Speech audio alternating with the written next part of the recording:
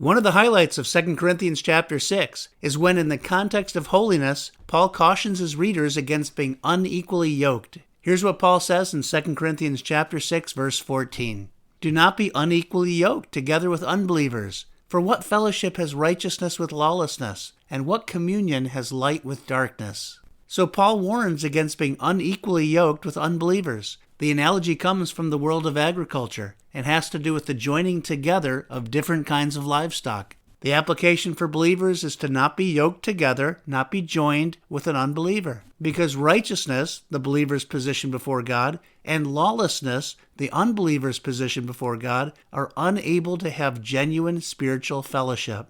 Just as light and darkness cannot mix, a believer and an unbeliever cannot effectively mix. For example, a believer should not marry an unbeliever, because marriage is to represent Christ and the church, and unbelievers simply cannot relate to that and cannot provide spiritual support for one's mate. If you're a believer who has married an unbeliever, then your spouse becomes your number one mission field. May God give you grace, and may your spouse's eyes be opened. A second example has to do with close business relationships. If a believer goes into business together with an unbeliever, there can be added strain related to decision-making, business priorities, and business practices.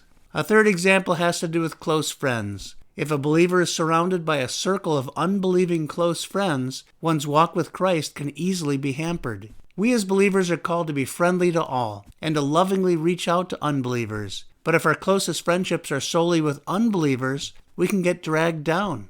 In reflection, are there any relationships with unbelievers that are hampering our relationship with Christ? If so, may God give us wisdom to help us lovingly make some changes. And lastly, are there other believers who the Spirit may be leading us to get closer with? May God give us the genuine fellowship we need in order to thrive. Thanks for listening.